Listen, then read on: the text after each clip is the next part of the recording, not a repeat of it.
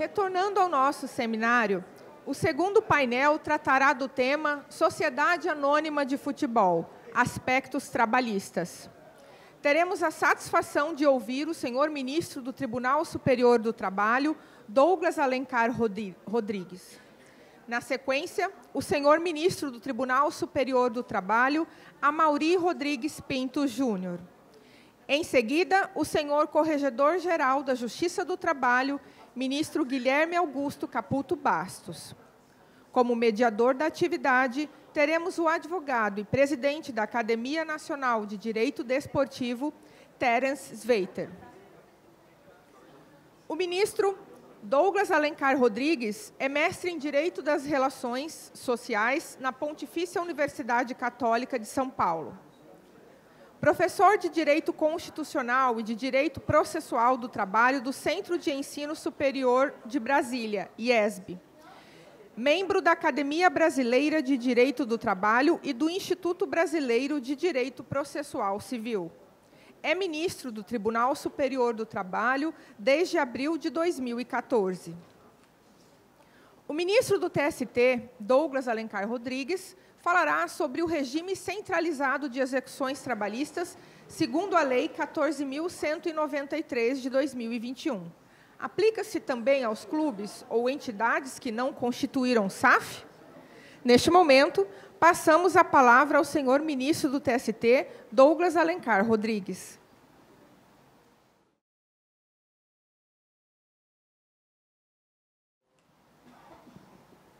Muito boa tarde a todos. Eu gostaria de começar saudando meu querido amigo, presidente da Academia Nacional de Direito Desportivo, Terence Sveiter, que preside este painel. De igual modo, cumprimentar o meu querido amigo Guilherme Caputo Bastos, corregedor-geral da Justiça do Trabalho, e o não menos querido amigo Amaury Rodrigues Pinto Júnior. É um evento extremamente importante, um evento que se realiza em torno de temas da nova lei, a Lei da Sociedade Anônima de Futebol, e um evento que já foi celebrado a partir do primeiro painel, com exposições extremamente ricas, analíticas, procurando dissecar capítulos, frações, temas dessa nova disposição legal. Mas eu quero saudar de modo muito especial o presidente do Tribunal Regional do Trabalho da 4ª Região, Dr. Francisco Rossal, que nos honra com sua presença, e na sua pessoa, todos os desembargadores aqui presentes, especialmente o Dr. João Pedro Silvestrin, que tem brilhado, é preciso fazer justiça à sua excelência, brilhado lá no Tribunal Superior do Trabalho em sucessivas convocações, mostrando toda a capacidade, a força da jurisdição gaúcha perante aquele tribunal. Mas ainda a título de introdução, eu preciso saudar o Dr. Ricardo Gelling, que é o grande responsável pela idealização deste evento, pelo convite que nos foi formulado, para trazer aqui algumas provocações, algumas reflexões sobre esses tantos temas ligados à nova lei da SAF. Um dos expositores do painel anterior lembrava que essa nova lei estaria quase completando um ano. E, na verdade, hoje completa exatamente um ano. Portanto, a oportunidade desse evento é inequívoca e nós estamos celebrando o primeiro aniversário dessa lei. Uma lei que surge alvo de inúmeras polêmicas, como foi lembrado ao encerramento do painel anterior, a partir de uma pergunta que pretendo responder, porque está na minha rota reflexiva, e que diz com a maneira como nós devemos ler, interpretar e aplicar as disposições legais do mundo do trabalho.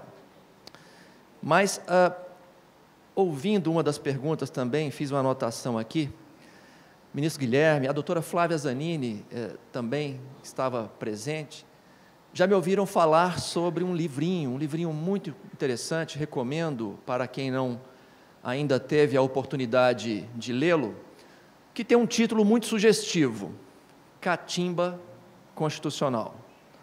Um livrinho escrito pelo professor Rubens Gleiser, da Fundação Getúlio Vargas, e que trabalha um conceito muito interessante, que é o conceito produzido pelo professor norte-americano Mark Tushnet, que escreveu tantos livros, e um deles, Weak Courts, Strong Rights. Cortes fracas, direitos fortes. Claro que não fracas no sentido institucional, mas cortes contidas, autocontidas, deferentes à democracia e ao poder legislativo, que favorece um ambiente de fortalecimento de direitos. Uma visão de um liberal, mas que trabalha um conceito de hardball. Hardball seria uma bola catimbenta no beisebol, uma bola que não chega a ser uma bola, não vou dizer ilegal, não chega a ser, é muito próximo de um antijogo, uma bola lançada de forma, aspas, venenosa, quase acertando o batedor, mas uma bola que inviabiliza a reação esperada do desportista antagônico. E a catimba constitucional, explorada pelo professor Rubens Gleiser, se faz presente de diferentes formas, se manifesta sob diferentes perspectivas na atuação de magistrados, de advogados, de membros do Ministério Público. Muitos aqui poderiam, desde logo, registrar alguma perplexidade. Um ministro do TST dizendo que a catimba na gestão de conflitos por magistrados, na condução de inquéritos civis públicos por membros do Ministério Público, no peticionamento por parte de muitos advogados. Eu diria que a catimba, ou quem sabe, traduzindo para um conceito mais próximo da nossa realidade, ativismo, quando se desconsidera, quando se desrespeita o processo democrático. Muito se fala sobre uma justiça do trabalho excessivamente protetiva, muito se critica disposições da reforma trabalhista, e a reforma trabalhista tem vícios, mas também tem virtudes. Nós precisamos perceber que o mundo está mudando, nós precisamos aceitar que não ganhamos todas as partidas e precisamos reconhecer que o resultado do processo democrático, em muitos momentos, desafia aquilo que entendemos ser o melhor, a nossa ideologia, o conjunto de ideias que entendemos ser o mais adequado para regular determinadas relações jurídicas. Mas o meu tema, então, e eu vou voltar a essas ideias ao longo da minha exposição, diz com a atuação do Poder Judiciário na condução de execuções concentradas. É bem verdade, e aqui está o roteiro de exposição, que o compromisso maior de todos nós, magistrados, no campo do cumprimento da sentença, é a efetividade. Todos nós queremos um processo célere e efetivo.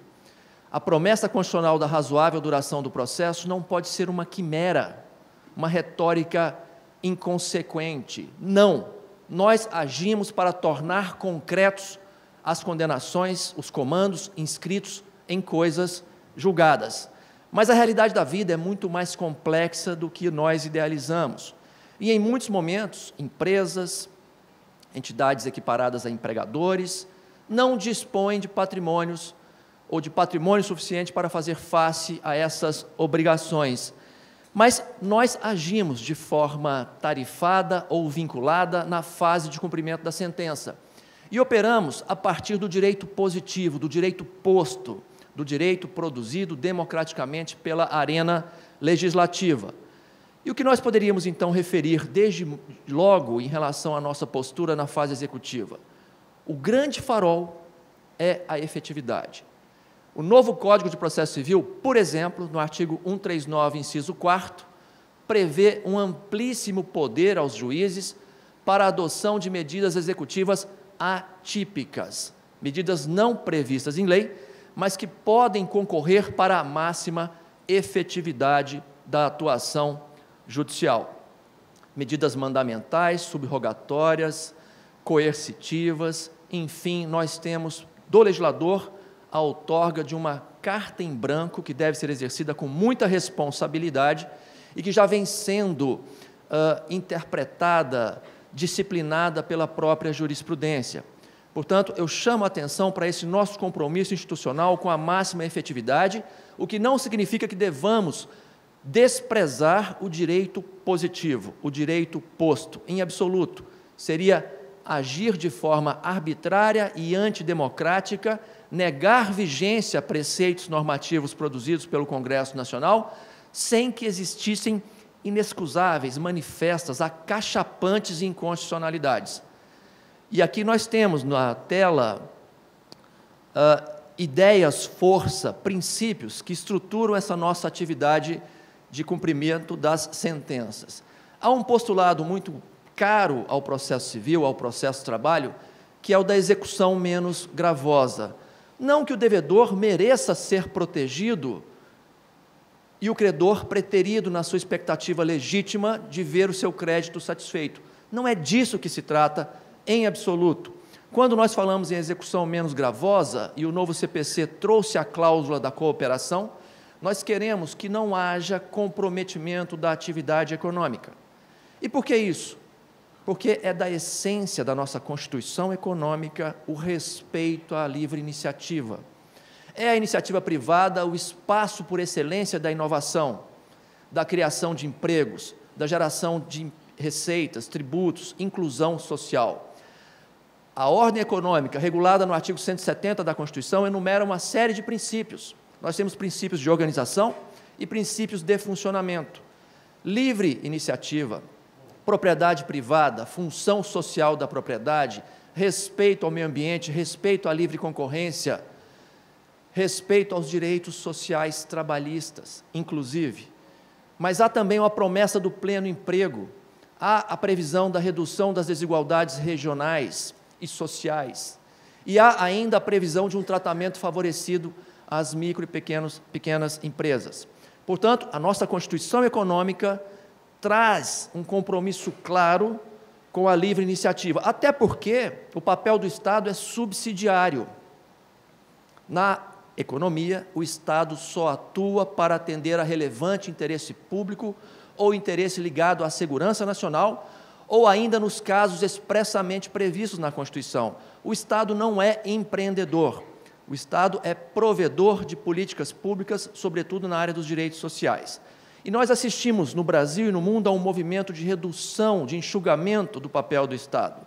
Concessões, delegações, arrendamentos têm sido feitos aos montes, e isso tem alavancado a nossa economia, tem permitido a geração de empregos, enfim, inclusão social. Então, a menor onerosidade deve ser interpretada num contexto mais amplo de preservação da atividade econômica. E por que preservar a atividade econômica? De novo, porque é a partir do sucesso das empresas que nós vamos ter mais empregos, mais inclusão social. Não há como defender a máxima efetividade de direitos sociais trabalhistas se nós não cuidarmos das nossas empresas. É pressuposto da efetividade que haja sucesso da atividade econômica. Não sou eu que estou dizendo, é o legislador, é o Constituinte. Vejamos a Lei 11.101 de 2005, a Lei de Falências e Recuperação Judicial e Extrajudicial, em cujo artigo 47 está posto o princípio da preservação da empresa.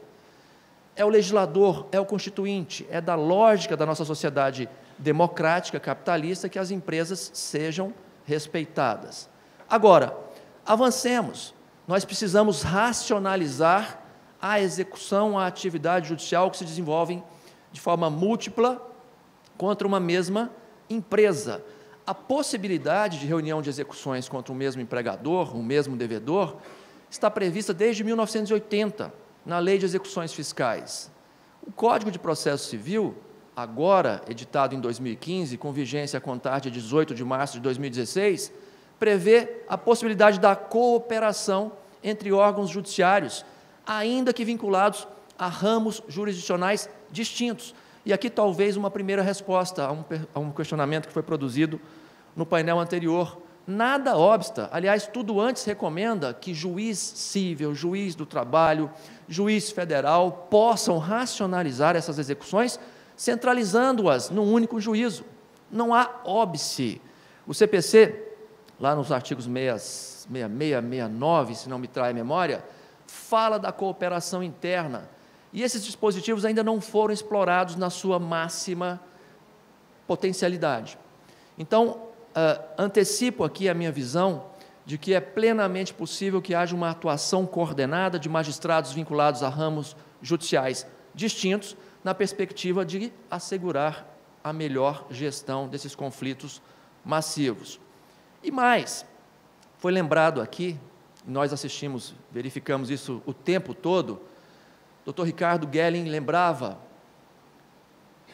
o credor trabalhista, que tiver um bom advogado, sai na frente, consegue receber o seu crédito. O Código Civil consagra a ideia de par condicio creditorum. É essa mesma ideia que está na base, ou à base dessa centralização de execuções, que em boa hora foi disciplinada pela Corregedoria Geral da Justiça do Trabalho em 2018, ajustada em 2019. Portanto, esse conjunto de ideias disciplinam, claro, eu estou aqui resumindo, nós temos vários outros princípios informativos do proceder judicial na fase de cumprimento da sentença, mas essas ideias aqui expostas concorrem para justificar essa proposta inicialmente tratada pela Corregedoria Geral e, posteriormente, agora assimilada na nova lei da SAF. Mas aqui eu trouxe também alguns antecedentes, eu não fui feliz na montagem desse PowerPoint, à semelhança do que aconteceu com o Dr. Pandolfo, né? Mas eu não sei se estão vendo aí, são apenas ideias preliminares para justificar a postura judicial que foi precursora desse procedimento de centralização de execuções. É preciso louvar essa engenharia normativa, regulamentar, que nasceu a partir da atuação dos tribunais, naquilo que se convencionou denominar de ato trabalhista. Aqui também faço referências à Corregedoria Geral da Justiça do Trabalho. E obrigado, acho que fica melhor com a luz ali apagada. E lembrando que nós temos, então, o Plano Especial de Pagamento Trabalhista e o Regime Especial de Execução Forçada. Por que 3 anos? Por que 3 anos seria o prazo máximo para quitação? A rigor, comentava com o ministro Amaury há pouco, cada caso pode ser tratado segundo as suas específicas premissas concretas. Se eu tenho um determinado clube que tem uma realidade de receita, de expectativa de receita e de passivo, tributário, trabalhista, cível, é preciso racionalizar. O que a lei da SAF sugere é que 6 anos, obviamente a lei foi produzida a partir do estudo da realidade média vivenciada por essas agremiações esportivas, 6 anos seria um prazo razoável para que houvesse a quitação de 100% das dívidas. Agora, se isso não for possível, se 60% tiver sido pago ao final de 6 anos, é possível, então, conceder até mais 4 anos. E, de fato, pessoal, quem de nós não fica chocado, como ficou a ilustre advogada que produziu um questionamento contundente no painel anterior, em alguém ter que esperar 10 anos para ver o seu crédito satisfeito?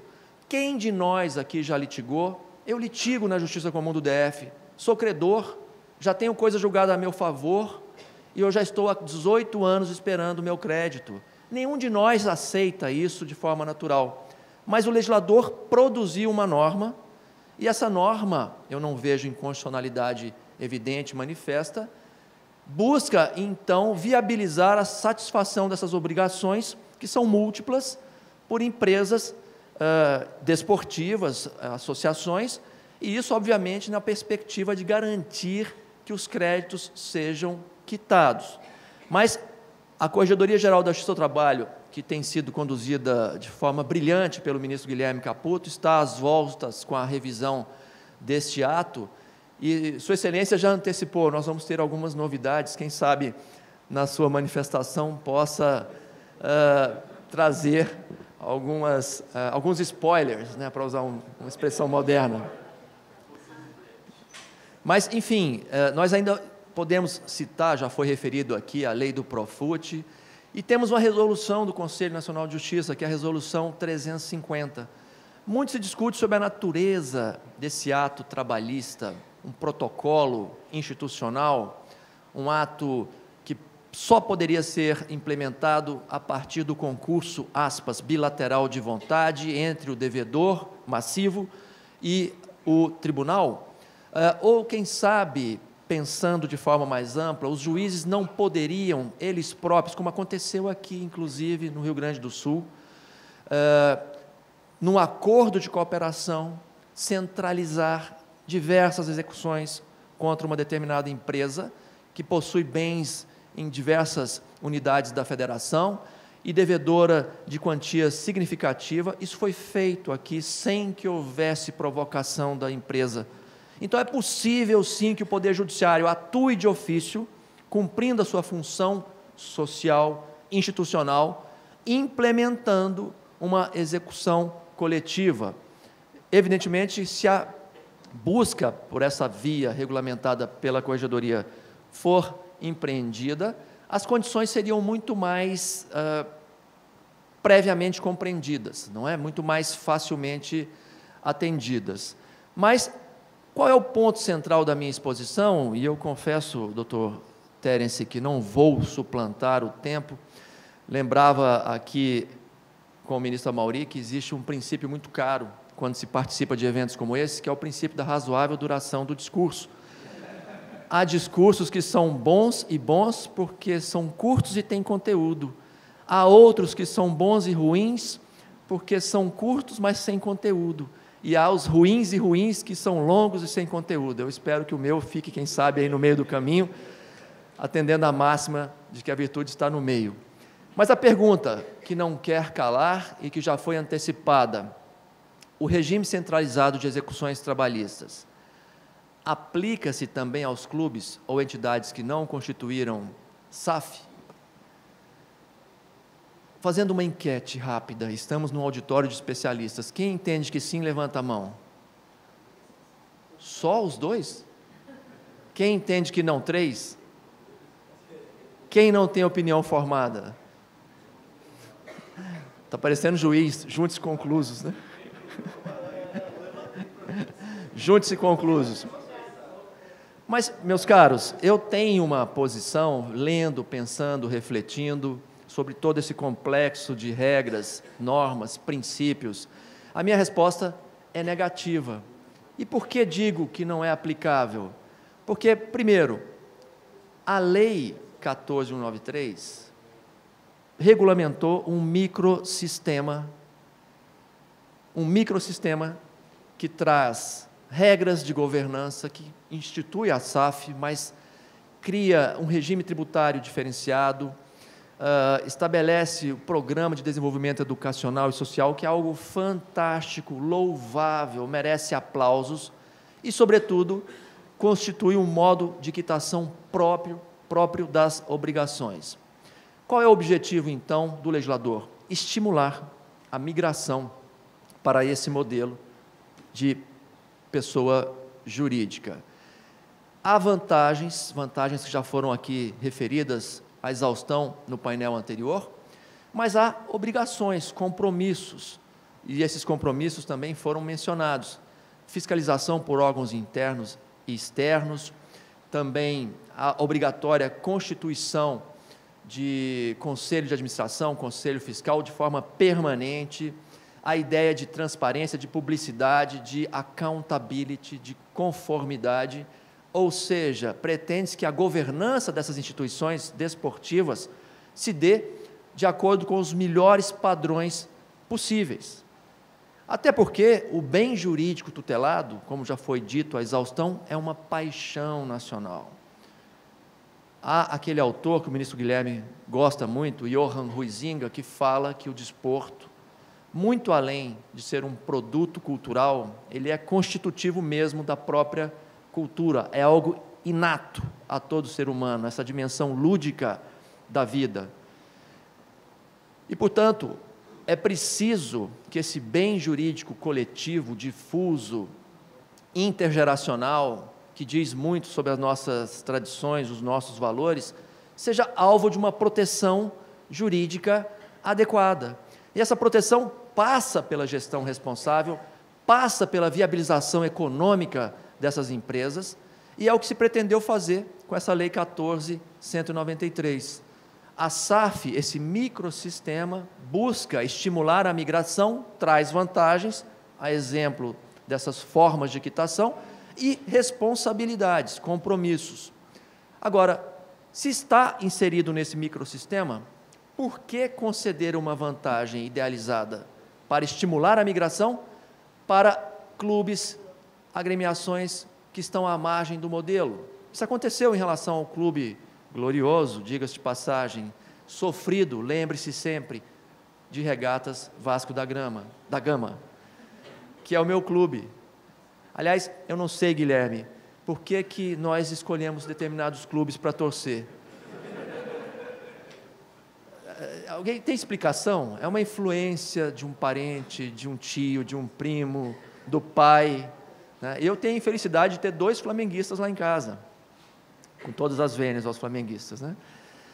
Mas o fato, meus caros, é que nós precisamos reconhecer que esse microsistema só pode ser acionado, aplicado, para aqueles que aderirem a ele. Não há como, com todas as vênias, é uma primeira abordagem que faço, e até agora não vi argumentação favorável em sentido contrário, não há como determinar, adotar por analogia um critério, um modelo de quitação de obrigações, sem que os ônus, aspas, sejam cumpridos, sejam observados.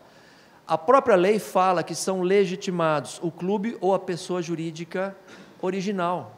E, portanto, a criação da SAF é essencial para que esse modelo de quitação possa ser adotado. Enfim, a centralização está mesmo vinculada a esse objetivo de viabilização dessa SAF. Por que não, então, eleger o PEPT, como é referido esse Plano Especial de Pagamento Trabalhista? Porque são 3 anos. Eu tenho a impressão, e aqui é uma visão pessoal em relação à natureza administrativa das normas que são produzidas no âmbito da Corregedoria Geral da Justiça do Trabalho, tenho a impressão que esse prazo pode, em tese, a depender de cada caso concreto, ser alvo de uma flexibilização. É preciso que haja, por ocasião do requerimento, a exposição justificada por parte da agremiação desportiva do prazo que considera adequado, demonstração contábil, balanço dos anos anteriores, projeção de receitas, compromissos vários que a própria lei estabelece, a Corregedoria também no seu ato, na sua consolidação de atos normativos, uma espécie de, aspas, termo de ajustamento de conduta em relação ao cumprimento de obrigações sociais trabalhistas e de quitação de dívidas já constituídas. Mas, em síntese, a minha conclusão é a de que esse modelo de quitação do regime centralizado não se aplica às entidades que não migrarem e, de igual modo, permanece subsistindo o modelo idealizado no âmbito da Corregedoria Geral da Justiça do Trabalho. E aqui me ocorreu também de trazer algumas ideias, reflexões em torno da segurança jurídica. Quantos? 5? Não vou gastar tudo isso. Segurança jurídica. Há um professor da USP, aliás, da Universidade Federal, colega do nosso presidente, que é o professor Humberto Ávila, sem dúvida alguma a maior autoridade brasileira no estudo do tema da segurança jurídica. E ele diz, de maneira muito clara, que a segurança jurídica tem 3 dimensões. Uma primeira, no plano da cognoscibilidade. O legislador deve sempre se pronunciar com termos claros, evitando expressões ambíguas, que possam gerar dúvidas, disputas interpretativas, não realizando as outras 2 dimensões de previsibilidade e de proteção da confiança.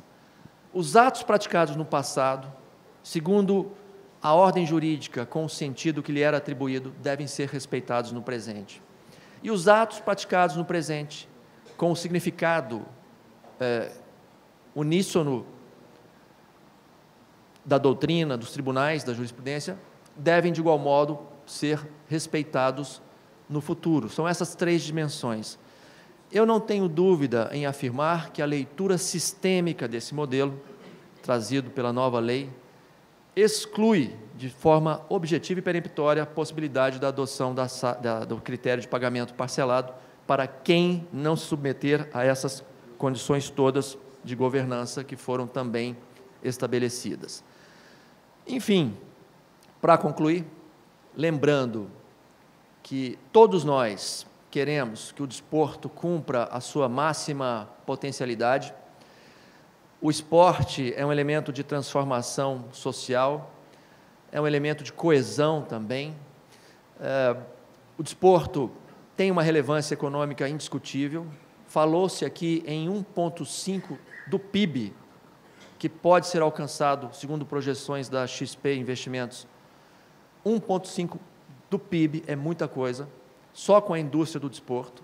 Portanto, precisamos olhar para esse universo com seriedade e torcer para que os gestores desportivos cumpram bem as suas funções, até porque o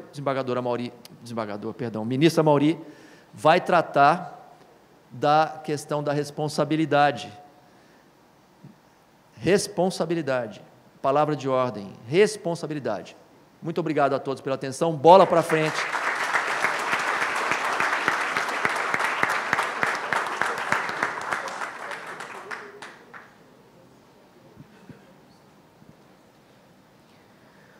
O ministro do Tribunal Superior do Trabalho, Amaury Rodrigues Pinto Júnior, é doutor em Direito pela Universidade de São Paulo. Foi coordenador do Colégio de Presidentes e Corregedores dos Tribunais Regionais do Trabalho, Coleprecor, e presidente do Conselho Nacional das Escolas da Magistratura do Trabalho, Conematra.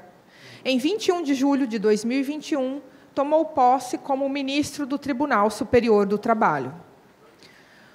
O ministro Amaury Rodrigues Pinto Júnior falará sobre a responsabilidade trabalhista da Sociedade Anônima de Futebol e do clube ou pessoa jurídica original, obrigações trabalhistas anteriores e posteriores à constituição da SAF. Neste momento, ouviremos o senhor ministro do TST, Amaury Rodrigues Pinto Júnior.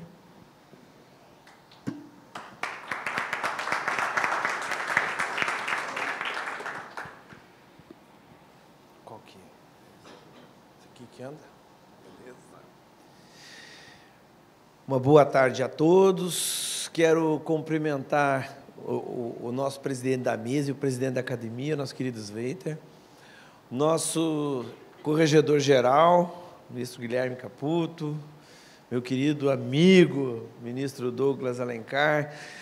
Douglas, não liga, não. Eu sou novinho na história. Eu sou só um pouquinho mais velho que a SAF, porque a SAF entrou em agosto, eu entrei em julho. Então, inclusive lá na turma, vou contar uma, lá na turma, eu faço parte da primeira turma com o nosso querido amigo Hugo, ministro Hugo, né, e com o ministro Dezena, e já passado no comecinho das sessões, e eu fiz ali um debate, estabeleci um debate, olha, eu vou pedir vênia ao desembargador Dezena, né? Então, a gente leva um tempinho para se acostumar, e eu não percebi, depois que acabou, é que o ministro Hugo me falou, na verdade, aqui, né, tal. Mas não tem problema nenhum, porque eu tive a honra de ser desembargador aliás, foram 22 anos. Por 22 anos, então, para mim é uma honra, uma alegria. E eu quero cumprimentar interrompi aqui os cumprimentos para brincar, mas o nosso presidente do Tribunal Regional, Francisco Rossal, uma alegria, nosso querido Silvestrin, que sempre está com a gente. Eu tenho, aliás, inúmeros amigos aqui, né, o aniversariante do dia, enfim, é uma alegria estar aqui em Porto Alegre, conversando com vocês e num assunto tão importante, tão relevante, porque nós estamos falando de uma lei que está começando, a lei que está engatinhando, que precisa ainda de muita informação, que precisa troca de ideias para que nós possamos evoluir, né? Então, apenas para demonstrar o quão nascitura essa lei, tratando do assunto, eu conversando aqui com o ministro Douglas, né, ele estava me lembrando que o Vasco pleiteou e teve deferida a execução pelo modelo da SAF, sem ser SAF. Depois houve uma decisão contrária, revogando aquela, e depois o Vasco desistiu, o meu presidente Sveiter me esclareceu. Compuseram, houve uma composição. Ou seja, é algo que vai se construir, que está se construindo. Então é importante essa nossa conversa, não apenas para que nós possamos conhecer melhor a lei, mas também para que possamos crescer com ela, aprender com ela, ver o que é possível e como interpretá-la. Pois bem, meu tema aqui é a responsabilidade trabalhista da SAF e do clube ou pessoa jurídica original. Legal, esse tema eu gostei, porque para mim é a parte principal no âmbito trabalhista. Quem paga a conta? Né? Quem paga a conta? E eu vou ver se eu aprendo a mexer esse negócio aqui. Você que podia mandar para mim, né? Se me facilita a vida, né? Isso, terceirizei já. É lícita a terceirização, né? Segundo o Supremo, então não tem problema. Pois bem, esse artigo, eu trouxe esse artigo para vocês, que para o meu tema é o principal, né? A Sociedade Anônima do Futebol não responde pelas obrigações do clube ou pessoa jurídica original que a constituiu anteriores ou posteriores à data da sua constituição. Aí ele tem uma exceção, exceto quanto às atividades específicas do seu objeto social, e responde pelas obrigações que lhes forem transferidas conforme disposto no parágrafo 2º do artigo 2º desta lei. Primeiro, a informação desse artigo, ele não é de todo verdadeira. Por quê? A Sociedade Anônima do Futebol não responde pelas obrigações. Ela não é tão verdadeira por dois motivos. Primeiro, porque nós vamos ver lá para frente que desde o começo ele vai repassar 20% da sua renda, né, para a quitação desses direitos. Da sua arrecadação mensal, 20% será destinado para o pagamento dessas dívidas. Segundo, esgotado o prazo da quitação de 10 anos, 6 anos, e depois podendo, em relação às dívidas maiores, se for bem administrada, ocorrerá mais 4 anos, esgotados os prazos, a Sociedade Anônima do Futebol, foi bem lembrado aqui pelo meu querido Ricardo. Ricardo, eu achei até que você tinha me tirado da palestra. Porque ele já foi na veia. O artigo 24, nós vamos ver ao final, estabelece a responsabilidade subsidiária, não é solidária, mas é subsidiária da sociedade anônima pelas dívidas anteriores. Então, o primeiro aspecto que eu quero falar para vocês é o seguinte: nós temos que pensar em 3 tipos de situação. Primeiro, a situação de credores. Eu estou falando trabalhista, tá? Eu vou esquecer do tributário, até porque eu me atrapalhei todo escutando o Rafael falar aqui. Então, eu vou ficar para o trabalhista. Primeiro, trabalhadores, credores, que entraram com ação, que ganharam na Justiça do Trabalho com sentença transitada em julgado, ou fizeram conciliação, enfim, créditos definitivamente constituídos. Segundo, credores, trabalhadores, que estão com ação na Justiça do Trabalho, mas ainda não transitou em julgado. Eu tenho que prestar atenção nesse degrau aqui, que é perigoso. Eu lembro, eu estava no 2º grau, e lá em Curitiba, positivo, e tinha um degrau desse aqui, e lá pelas tantas o meu professor de português pisou falso, e nós estávamos no 3º andar, e ele pisou falso do lado da janela, e ele caiu assim, quebrou a janela e voltou. Ele conseguiu ser, ele não foi lá para baixo. Aí a turma toda ficou preocupada, olhou, professor, está tudo bem? Ele, não, está tudo bem. E aí começou a jorrar sangue aqui, ele desmaiou na frente. Então eu tenho que tomar cuidado com esse negócio aqui, que eu não quero me atrapalhar. Bom, mas eu estava dizendo para vocês que nós temos 3 situações. Obrigado, valeu.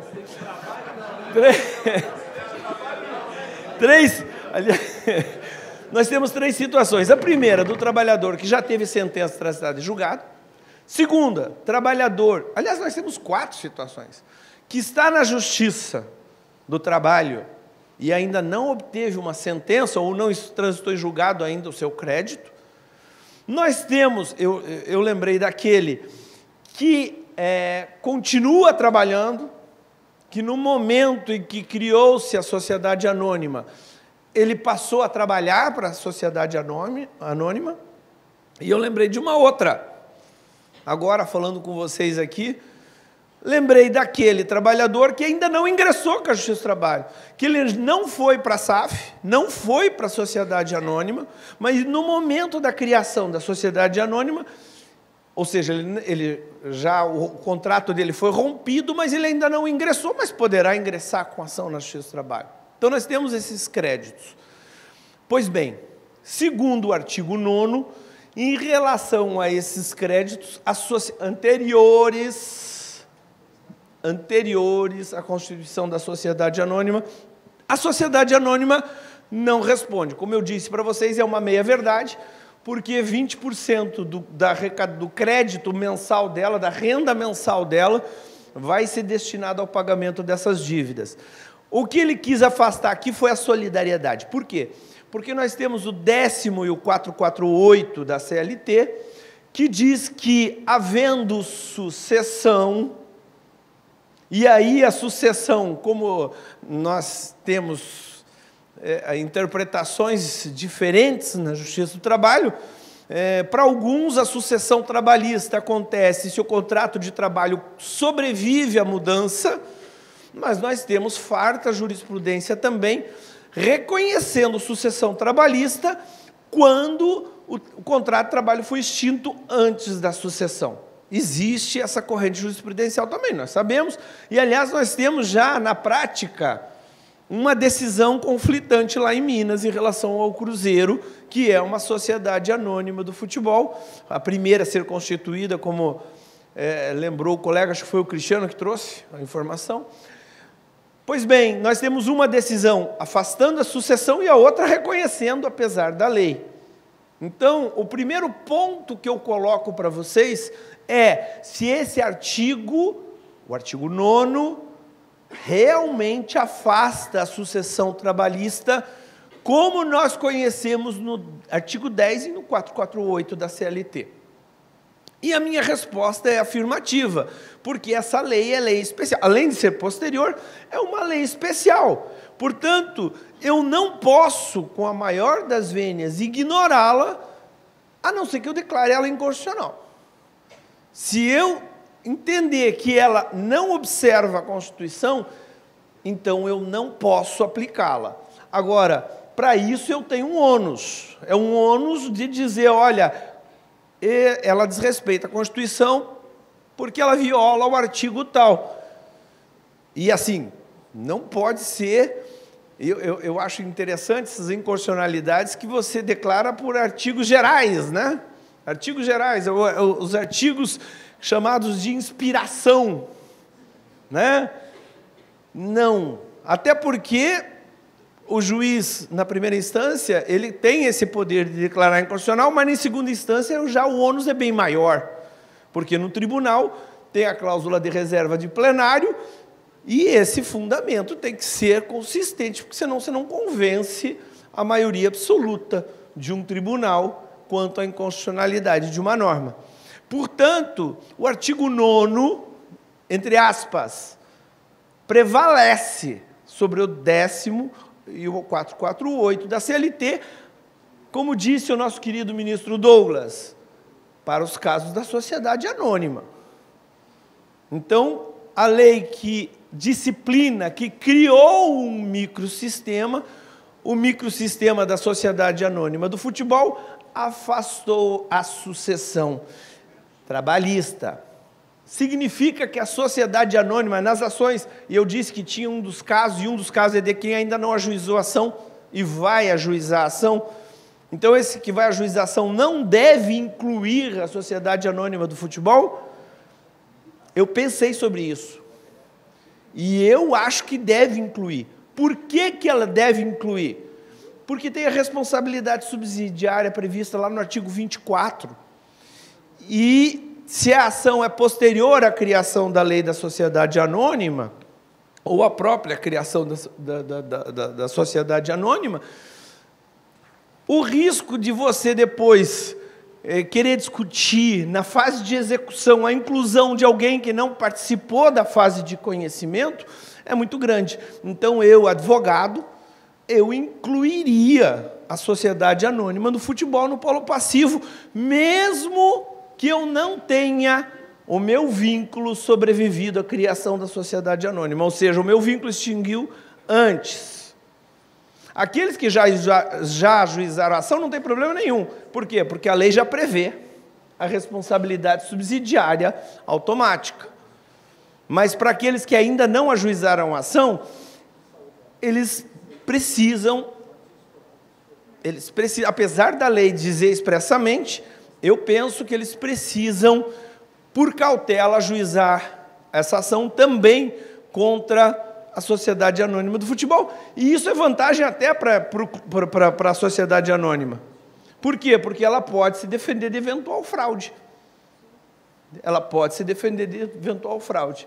Então, para aquelas ações ainda não ajuizadas, penso que, mesmo reconhecendo e afastando a solidariedade decorrente de uma possível sucessão, ou seja, reconhecendo a prevalência do artigo 9º, ela deve incluir a Sociedade Anônima do Futebol. Mas eu estava dizendo para vocês que existe aquele vínculo que sobrevive à criação da Sociedade Anônima. Então, nós precisamos tratar dele também. Em relação a ele, é que dispõe o artigo 2º, parágrafo 2º, que aí está referido.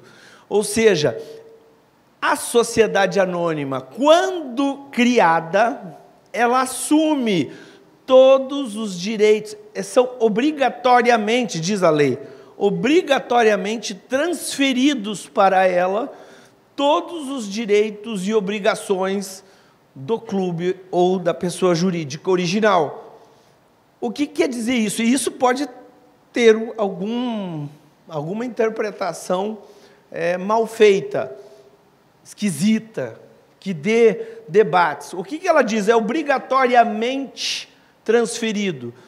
Significa que, a partir da criação da sociedade anônima, todos os vínculos que estavam com o clube ou a pessoa jurídica original passarão automaticamente, seja credor, seja devedor, a ser adimplido pela Sociedade Anônima do Futebol. E isso é uma questão, me parece até óbvia, porque se a Sociedade Anônima é criada para dar prosseguimento à atividade futebolística, é preciso que se respeite tudo, se respeite os direitos dela, como clube de futebol, né, na atividade desportiva, na atividade de esporte, no campeonato que ela participa, porque ela não pode perder os direitos em relação a isso, ninguém pode negar os direitos dela em relação a isso, mas também as obrigações. O atleta que tinha vínculo com o clube ou com a pessoa jurídica original passa a ter o vínculo automaticamente com a sociedade anônima.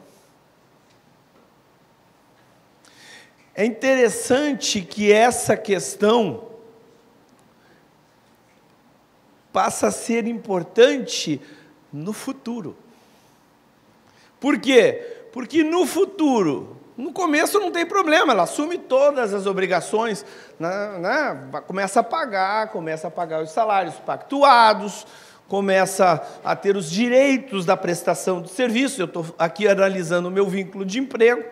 Mas e mais tarde, quando o vínculo é rompido e esse trabalhador ingressa com a ação, ela responde por tudo? Ela responde pelo período anterior e posterior? Ao meu ver, esse artigo diz que sim. Responde pelo posterior como empregadora normal, que ela passou a ser sem problema nenhum. Em relação ao período anterior, essa sociedade anônima também responde. E é isso que quer dizer aqui, ó,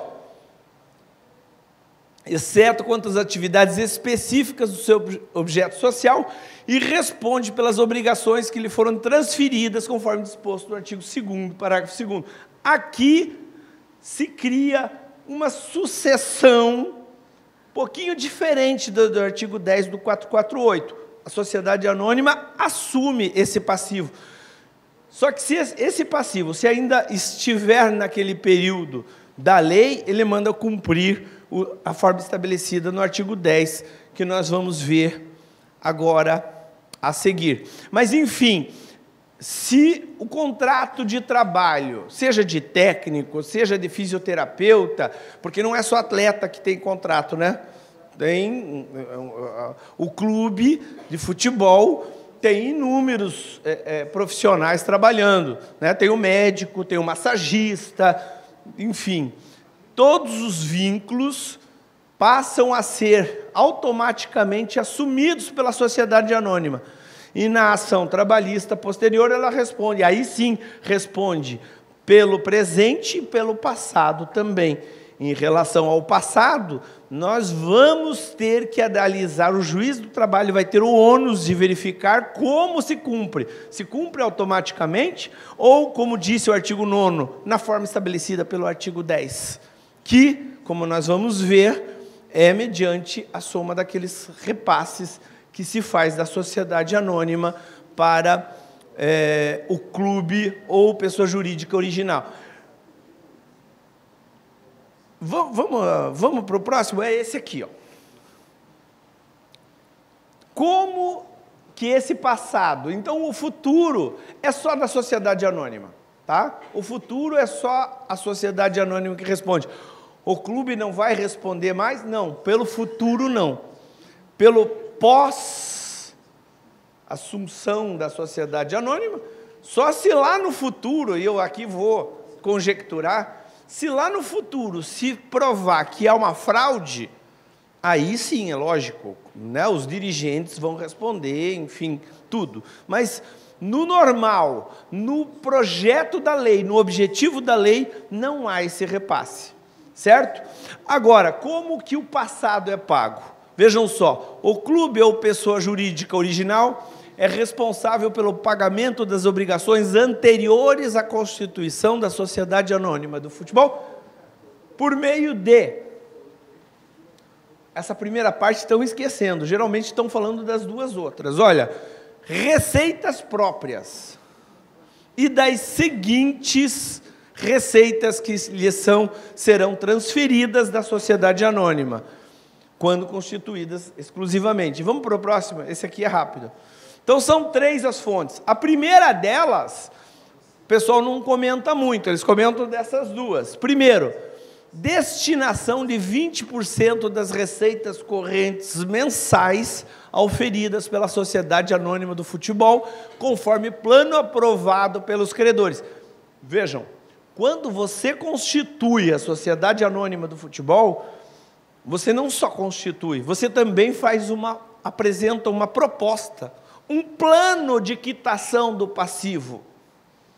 Nesse plano de quitação do passivo, que tem que ser aprovado pelo Poder Judiciário, caberá ao Tribunal Regional, ao presidente do Tribunal regulamentar, fazer a regulamentação sobre essa sociedade e sobre a criação da sociedade anônima, como importa, nós vamos ver logo a mais, em 3 modalidades de quitação. Uma delas é a centralização das execuções, e a centralização das execuções vai ser disciplinada, regulamentada pelo presidente do Tribunal Regional. Mas vejam, 25% das receitas correntes, conforme plano aprovado pelos credores. Então, quando criar a sociedade anônima, eles têm que apresentar um plano de pagamento. E esse plano de pagamento vai incluir esses 20% das receitas correntes, e aí, já no painel anterior, discutiram o que vai ser receita corrente, o que se inclui na receita corrente. 50% dos dividendos de juros, juros sobre capital. Enfim, quem aplica na Bolsa sabe o que é esse dividendo, juros sobre capital próprio. É uma renda que você recebe por períodos decorrentes do lucro da empresa. Então, você distribui uma parte do lucro para os acionistas. E os dividendos ou juros sobre o capital próprio são, na verdade, essas rendas que são, na verdade, menores do que aqueles 20%. Mas metade desse lucro de como acionista também é destinado para o pagamento. Mas não são só esses dois. Como eu falei também, as receitas do clube originário deverão integrar esse plano de pagamento de credores. E eu penso que essa parte do rendimento do clube originário, pós-assunção da sociedade anônima, pode não ser pequeno. Por quê? Aqui eu não trouxe, porque não é o meu assunto, mas se prevê que o patrimônio pode ser transferido. Pode ser transferido. Se não for transferido para a sociedade anônima, ou seja, se continuar com o clube, a sociedade anônima tem que remunerar, tem que pagar pelo uso do nome, pelo uso do símbolo, pelo uso do estádio de futebol, do centro de treinamento. Vai ter que ser acertado um valor que a sociedade anônima paga para o clube, e isso é receita. Me mencionaram aqui eventuais direitos que o clube já tinha anteriormente. São receitas que o clube terá pós-assunção da sociedade anônima. E essa receita tem que estar no plano de credores, que no mínimo uma parte dela, se não toda, vai para a quitação. Por que se não toda? Porque se o clube for apenas de futebol, né, ele não terá por que ter renda, aplicação de renda em outras coisas. Agora, se for como, vamos supor, o Clube de Regatas Flamengo, do Vasco da Gama, tem outras atividades desportivas que não o futebol, então, logicamente, ele vai ter que aplicar receita nessas outras atividades e ele vai ter que só distribuir uma parte da renda. Bom, vamos lá? Isso. Olha, ele tem em prática, está vendo como é rápido? Fica bem melhor. O artigo 11 estabelece algo de muito importante. Ele é longo, mas o que é importante está aqui, ó. Os administradores da Sociedade Anônima do Futebol respondem pessoal e solidariamente pelas obrigações relativas aos repasses financeiros, lá do artigo que a gente acabou de ler. Significa o quê? A Sociedade Anônima não é solidária, mas para aqueles 20% de repasse, os próprios administradores da Sociedade Anônima respondem. É obrigatório esse repasse, sob pena de responsabilizar pessoalmente os administradores. E como vocês vão ver aqui, eu vou mencionar mais para frente, é uma situação que autoriza eventual constrição judicial imediata, não precisa esperar. Se não estiver cumprindo esse repasse, desde logo a justiça pode ser acionada pela parte interessada. Além disso, respondem pessoal e solidariamente o presidente do clube e os sócios administradores, se eles receberam. Então, a sociedade anônima, se ela não repassar, os administradores respondem. Se ela repassar e esse dinheiro não for direcionado para a central de execução ou para pagamento dos credores, aí o presidente e os administradores do clube é que vão responder pessoalmente por isso. Vamos lá? Artigo 12.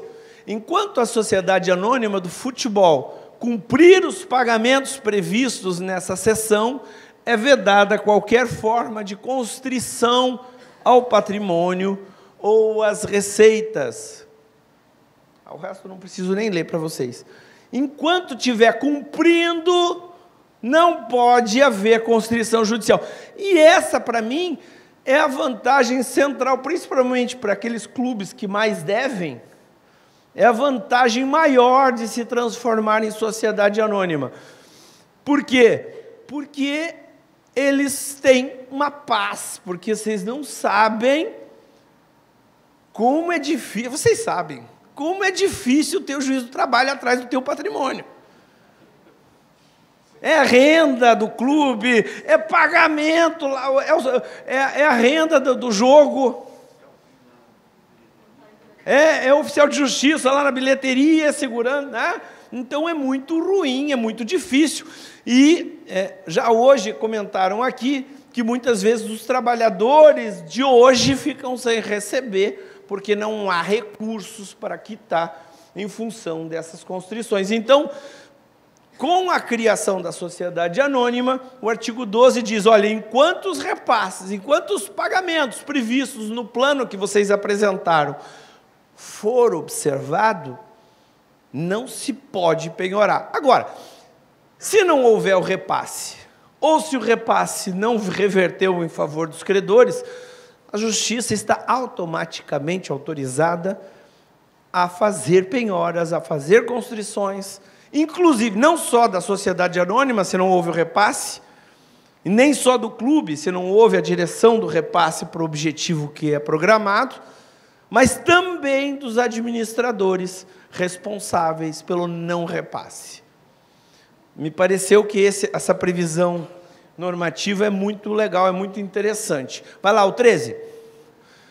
O modo de quitação das obrigações. Aqui, as empresas têm 3 opções. Eles podem resolver pagar diretamente os credores. Quem vai fazer isso, gente? Eles comentaram aqui, os clubes, eu fiquei morrendo de inveja, porque o Atlético Paranaense foi dado como exemplo de time enxuto, né? Isso me revolta. Eu sou coxa branca, então isso me incomoda, mas é verdade.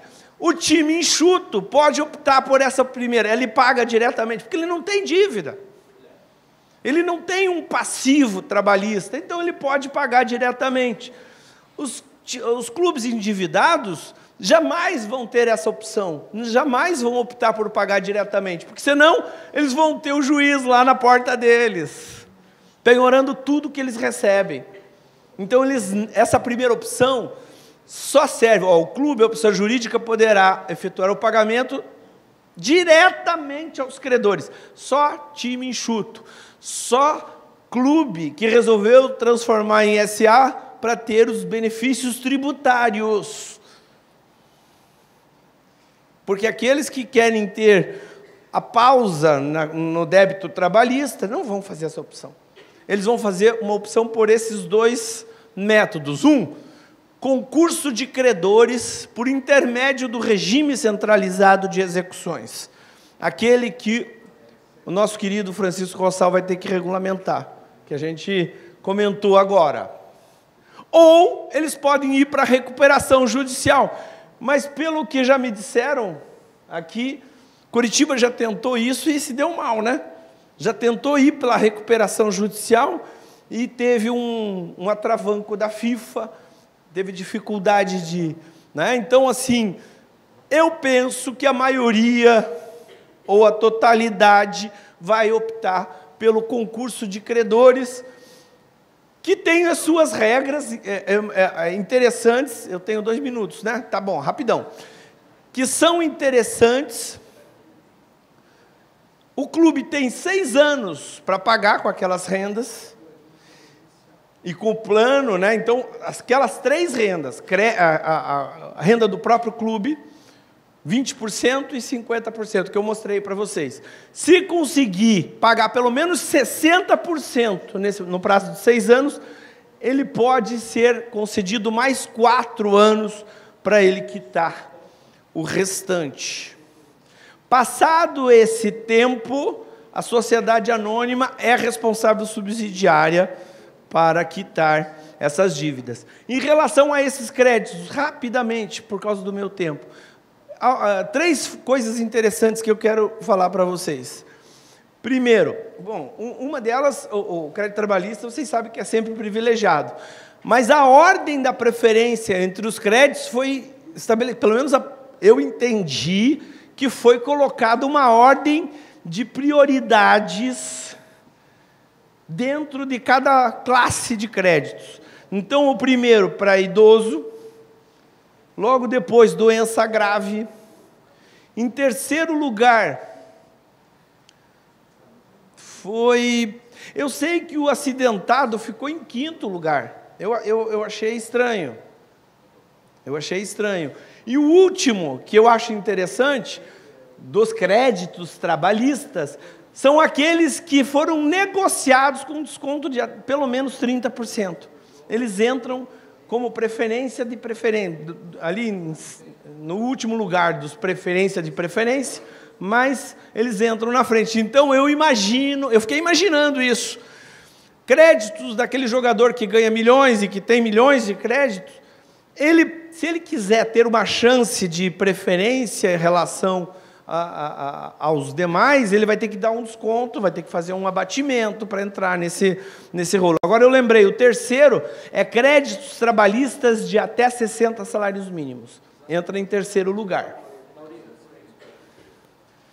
Isso, é que esse aqui eu não trouxe. Mas é isso mesmo. É isso mesmo que eu te falei. Não Eu não sem óculos fica difícil ele me passar assim, meu Deus. Eu já mandei fazer com letra grande para eu poder entender, certo? Mais uma coisa que é interessante, essa lei criou a possibilidade do crédito trabalhista ser cedido, ser vendido, e aquele que adquirir continua com o benefício de crédito trabalhista, não perde. A lei prevê a cessão, e a cessão sem perder a categoria de crédito privilegiado. Né? Então, apenas tinha mais coisa, a última delas ia falar da subsidiariedade, mais especificamente, mas eu agradeço a oportunidade de estar aqui falando com vocês, espero que possa ter apresentado alguma luz nessa, como eu disse, é uma lei nova, e nós precisamos, primeiro, conhecê-la, e depois aprendermos a juntos interpretá-la, para que possamos aplicar de forma harmônica, porque o ministro Douglas falou, e é verdade, a segurança jurídica tem essas três vertentes, mas uma é importantíssima, a forma uniforme do judiciário tratá-la. Então, a aplicação uniforme traz segurança jurídica.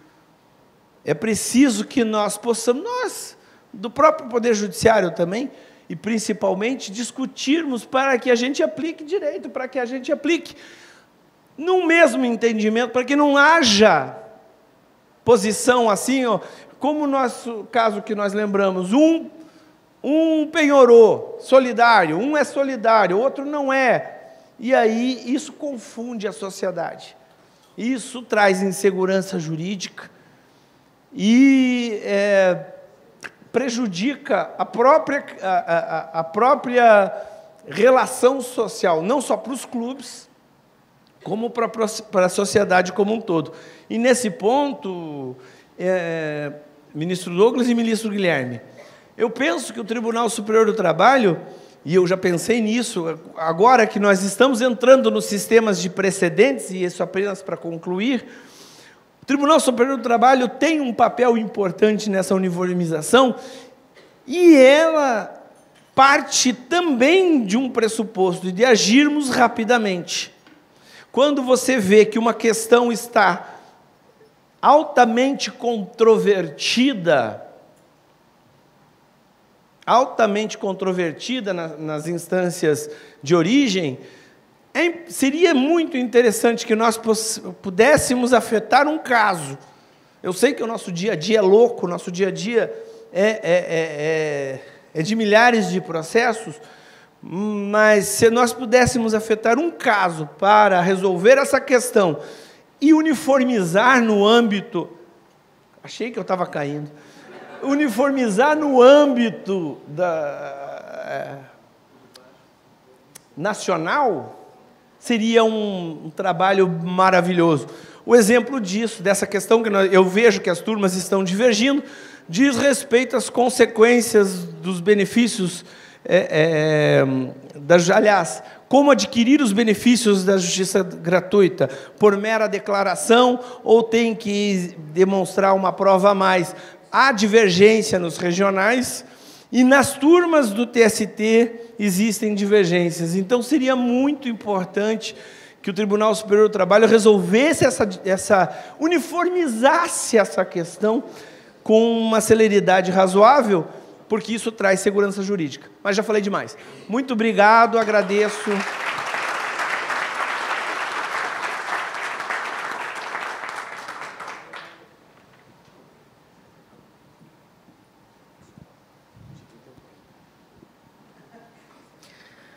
O ministro Guilherme Augusto Caputo Bastos é corregedor-geral da Justiça do Trabalho, doutor em Direito Desportivo pela Universidade 9 de Julho. É presidente do Conselho Acadêmico Superior da Academia Nacional de Direito Desportivo. Detentor de honrarias, com destaque para a Ordem do Mérito Desportivo, concedida pela Presidência da República, em razão do excelente trabalho no âmbito do direito desportivo. Tomou posse como ministro do Tribunal Superior do Trabalho em 4 de outubro de 2007. O ministro Caputo Bastos falará sobre o endividamento dos clubes e empresas, interesses dos atletas, normas em vigor e em estudo na Corregedoria da Justiça do Trabalho. Para sua exposição, passamos a palavra ao senhor Corregedor-Geral da Justiça do Trabalho, ministro Guilherme Augusto Caputo Bastos.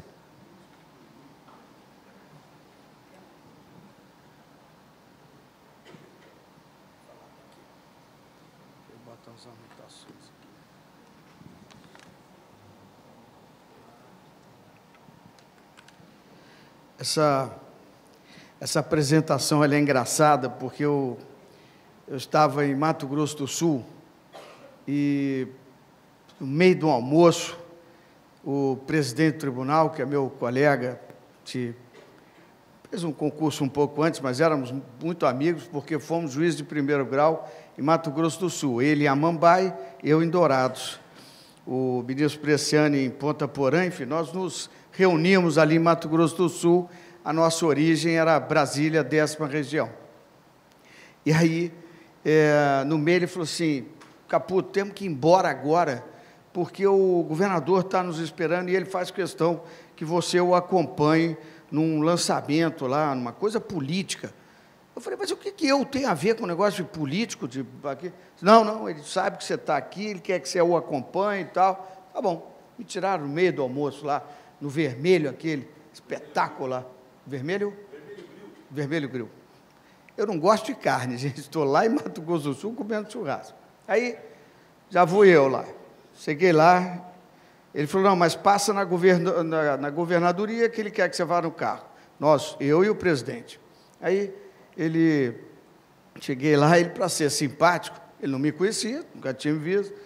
Lá, o senhor ministro, o senhor, então, é detentor dessa comenda que vocês anunciaram aqui agora, a medalha da Ordem do Mérito Desportivo. Eu falei, achei que ele fosse puxar algum assunto de direito de trabalho, alguma coisa assim. Eu falei, da onde que esse cara tirou? Mas ele deve ter olhado o meu currículo e viu lá alguma coisa que chamou a atenção dele e tal. E falou assim, eu falei, pois é, eu tenho muito orgulho, né? Uma medalha que poucos ganharam, e eu, né, fui lembrado e tal. Aí ele virou e fez a fatídica pergunta: e qual é a sua modalidade desportiva? Quer dizer, com esse corpinho aqui é difícil, né? Aí eu disse, infelizmente, não foi por modalidade esportiva, e sim pelo direito desportivo. Então, vocês aqui já esclareceram, já alguém entrou com embargos de declaração, e aí já está recebido pelo trabalho junto ao direito esportivo. Mas isso tudo é bondade, porque eles não podem homenagear todos, e isso é um trabalho de um grupo que se reúne desde 2007, primeiramente um grupo de estudos entre juízes do trabalho, e depois, a partir de 2013, nos juntamos numa Academia Nacional de Direito Desportivo, e estamos aí, hoje presidida pelo Terence. Então, como eles não podiam homenagear todo mundo, escolheram um, era eu, e pronto, aí recebi, mas tenho muito orgulho dessa comenda. O que eu acho engraçado é o Amaury, o desembargador Amaury.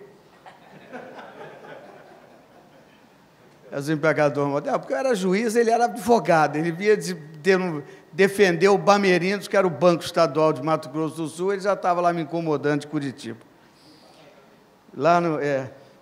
E ele se incomoda porque diz que o Atlético Paranaense foi citado como exemplo. E eu tive que ouvir aqui várias vezes o nome Vasco da Gama. E não falei nada. Meu querido torcedor do Vasco. Não falei nada. Aqui tudo acaba entre Inter e Grêmio, com exceção do Kelly, que traz o Pelotas para a discussão. Mas tudo acaba em Inter e Grêmio. Mas, olha, eu fiquei com a missão de falar um pouco fora de tudo que foi falado agora. Vocês repararam que o meu tema, até para me poupar, porque depois de uma semana de correição num tribunal como esse, querer que eu construa alguma coisa minimamente racional já seria uma coisa extraordinária. Mas eu vejo, Douglas, lembrando da sua fala, nós tivemos o 15 de Piracicaba, se alguém quiser consultar, sobre a presidência da junta, à época, doutor Firmino, que ainda está hoje em atividade, o Firmino é um jovem juiz, ele teve o 15 de Piracicaba, teve problemas de todas as ordens, em todos os ramos do Poder Judiciário. Justiça Comum, Justiça Federal, Justiça do Trabalho. O que ele fez? Sem ouvir o ministro Douglas e sem ter autorização de nenhuma norma, ele simplesmente chamou todos na junta, à época, e disse assim: vamos resolver juntos? Vamos. Quem vai coordenar? Você, juiz do trabalho.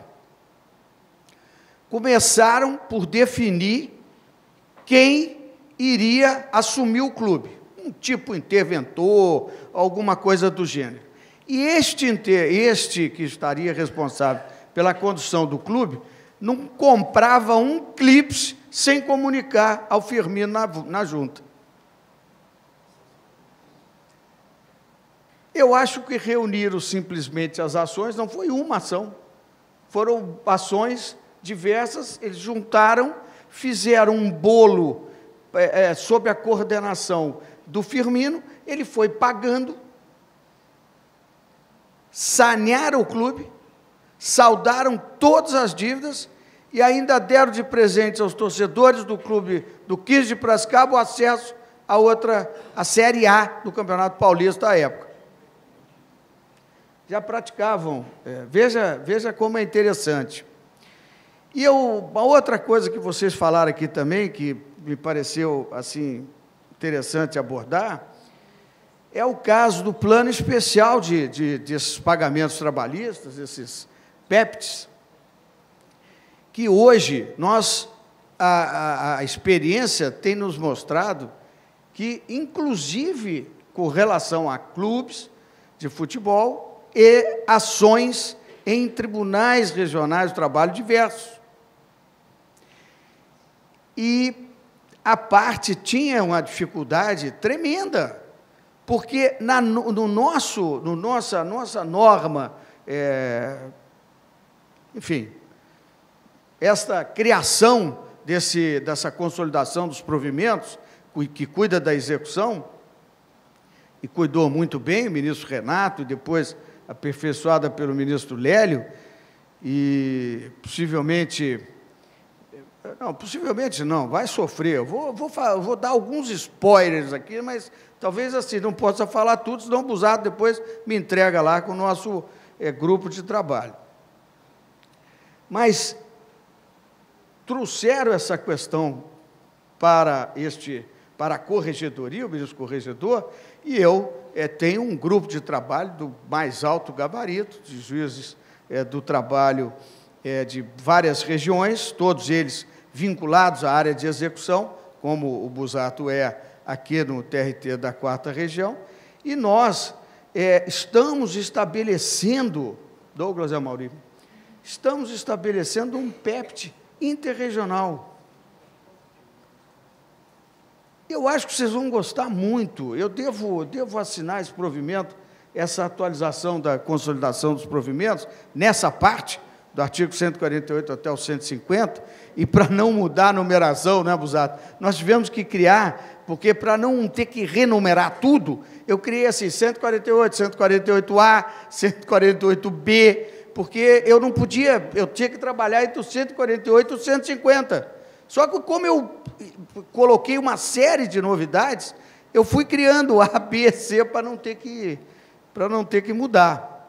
Então, nós estamos vamos criar, a sugestão que o provimento faz é um PEPT interregional. Agora, como ele vai funcionar, eu também não vou explicar. Vocês vão ter que pensar, depois que publicado, gostaria muito de merecer a atenção dos senhores. Nós estamos fazendo algumas sugestões, aonde será o PEPT, vamos dizer assim, principal, né? Piloto.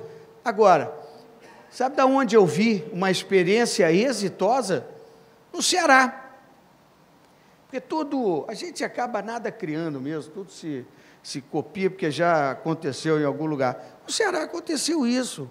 O juiz da execução lá, acho que foi até o Sejusc, o próprio Sejusc, não sei o que deu lá na execução, conseguiram achar um bem valioso, que suplantava em muito valor da dívida no Ceará, e ele, numa busca assim rápida, ele viu que essa empresa tinha ações e dívidas em outros tribunais, e ele, sem ter esse PEPT interregional, ele consultou, fizeram acordos de cooperação, que o Douglas bem lembrou, que já é uma prática já autorizada pela lei há muitos anos, e fez esse acordo de cooperação e passou o dinheiro. Então, nós estamos, assim, mais ou menos, normatizando essa questão, e eu sei que essa é uma questão que atinge também o ambiente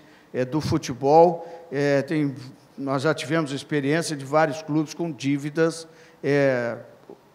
em regiões distintas e poderão se utilizar desse PEPT. Agora, o que a maior vitória, me desculpem, aqueles assistentes que não são magistrados, mas eu acho que é o maior êxito deste evento é despertar nos senhores juízes o interesse pelo direito esportivo, porque é um direito que hoje é um grande mercado de trabalho para os advogados, e nós estávamos, talvez, despreparados para julgar adequadamente essas questões.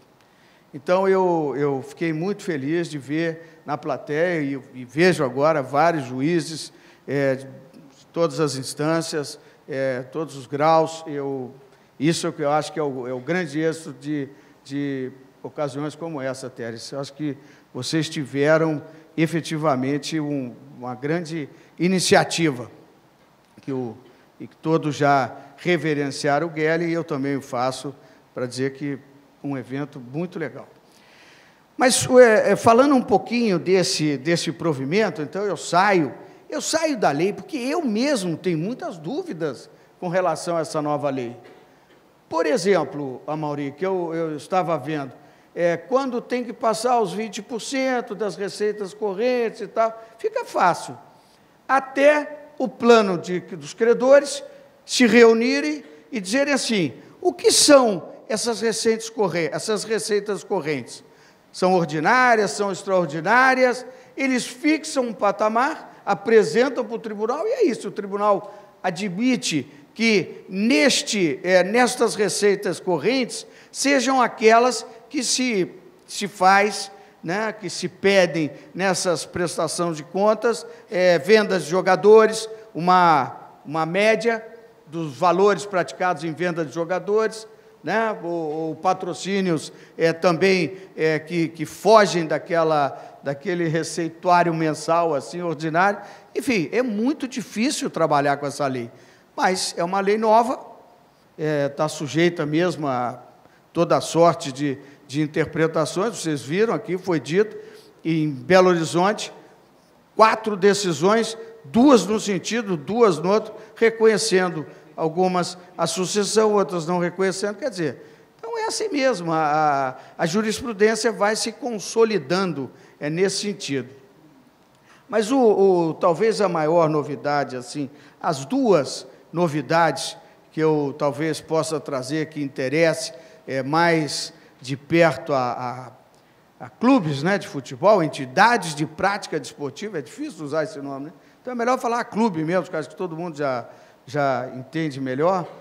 Ou se não, como é que é? Pessoas originárias, aí complicou mais ainda, que eu já não sabia. Eu lendo a lei, eu já não sabia mais do que eu estava tratando ali.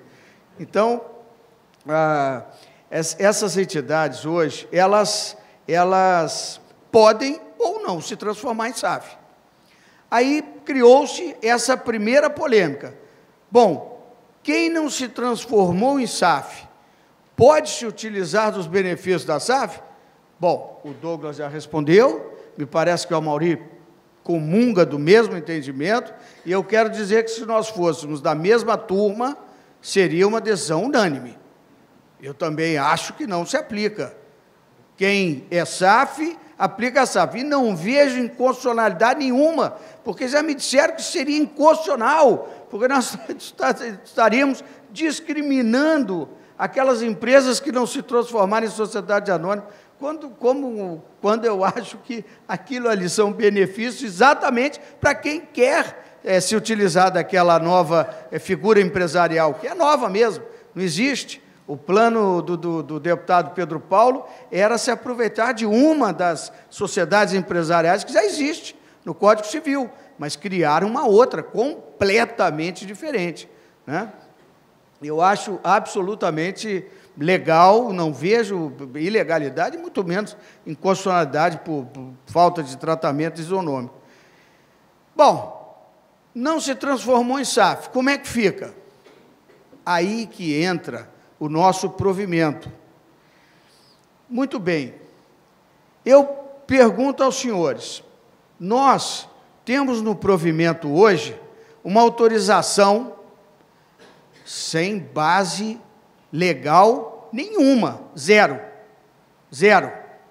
Está dentro daquele espírito que o Douglas bem lembrou do 139 do Código Civil. Então, vejam, senhores, criou-se, através do provimento, uma consolidação dos provimentos, criou-se um prazo de até 3 anos para pagamento, sem base legal nenhuma. O que eu estou imaginando que possa ser feito nesse provimento? Hoje, nós temos uma autorização congressual, legal, que autoriza o pagamento em até 6 anos. Se pagar até 60%, ainda ganha mais 4 anos, tá certo? Mas autorizou-se, numa primeira medida, até 6 anos. O que eu estou imaginando com esse grupo de trabalho? Estamos finalizando esses estudos. Se eu não autorizar que esses 3 anos passem para os 6 anos, aí eu estarei criando uma desigualdade. Porque agora eu tenho já uma autorização do Congresso Nacional para que essas dívidas de clubes que se tornaram sociedades anônimas do futebol, que eles possam pagar em 6 anos. Alguém poderá me perguntar, mas por que eu, por não me transformar, vou ter um tratamento diferenciado, já que há uma autorização legal? Neste aspecto, é uma preocupação enorme do grupo de trabalho, e essa resposta vocês terão semana que vem. Eu não vou adiantar agora, mas é motivo de grande preocupação nossa. A tendência é de que nós chancelemos essa possibilidade do pagamento dessas dívidas de entidades de prática esportiva, de clubes, que não tenham se transformado em SAF em até 6 anos. E, olha, o ministro Douglas foi muito feliz quando ele explicou que isso aí, uma vez eu tive que ouvir em eventos que isso poderia se transformar num cheque em branco para empresas, clubes. Hoje, não sei se vocês conhecem a realidade, eu tive a oportunidade de conhecer um pouquinho mais, estudando mais profundamente essa questão, e vi no Rio de Janeiro, em São Paulo, quem conseguia tirar algum dinheiro eram aquelas grandes bancas de advocacia, que conheciam, tinham acesso aos juízes, aos tribunais, né? Então, isso a explicação que o ministro Douglas deu para vocês é rigorosamente o que eu acho. É rigorosamente. Isso é uma forma até democrática de que todos recebam. Agora, em até 6 anos. Necessariamente, o Tribunal Regional do Trabalho terá que fazer este exame da capacidade de endividamento do clube, né, para tratar aqui, porque o espaço diz respeito a isso, porque essa decisão que eu tomarei na semana que vem, também atingirá as Santas Casas de Misericórdia, ou a gente prefere fechá-las e penhorar tudo, acabar com tudo, paga tudo que tem que pagar, e o atendimento a gente, né, reza para Deus para ninguém ter nada. Isso se atingirá as universidades públicas, por exemplo, né? Então, a gente tem que ter um pensamento assim, de coração aberto, mente aberta. A gente tem que pensar que todo mundo deve receber. É óbvio que isso é uma premissa absolutamente, assim, é uma premissa absoluta. Se ela ganhou esse direito no Poder Judiciário, falou-se tanto em efetividade aqui, e a gente tem até vergonha de dizer que 70% das nossas ações não são liquidadas efetivamente, definitivamente. Aí alguém falou assim, você está reclamando dos 30% que vocês conseguem? Vocês estão melhor do que os outros ramos do Poder Judiciário, que a taxa de efetividade é menor. Então, há essa preocupação de transformar este pagamento de autorização em até 3 anos, para que passe por exame detalhado do Tribunal Regional, passa pelo exame do juízo de execução, com autorização sempre, ou do Tribunal Pleno, ou do órgão especial. O Tribunal Regional é que definirá quem deverá assumir a responsabilidade dessa autorização. E uma outra coisa também que nós pensamos é transformar essa dívida desses dos clubes, né, e dessas outras entidades que, evidentemente, não podem se transformar em SAF, considerar estas dívidas e que elas possam ser pagas através desse PEPT, Plano Especial de Pagamento Trabalhista, e com todas as a preocupação que se tem para a apresentação de um plano dessa natureza, trazendo para o âmbito deste pagamento também um regime de concentração de execuções. Quando esse quando isso foi autorizado pelo artigo 50 da lei do Profut, e esse dispositivo foi objeto de uma ação de inconstitucionalidade, e eu e o Terence fomos ao senador Álvaro Dias. Eu falei: senador, por que o senhor entrou com uma ação de inconstitucionalidade? O senhor me desculpe eu estar vindo aqui perguntar, o senhor me deu essa liberdade.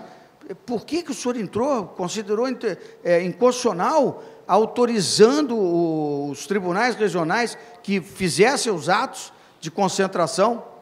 Ele disse assim: eu não entrei com nada disso, não sei nem do que o senhor está falando e tal. Aí, para resumir a história, óbvio, aí manda chamar lá a presidente do Podemos, que era uma deputada federal.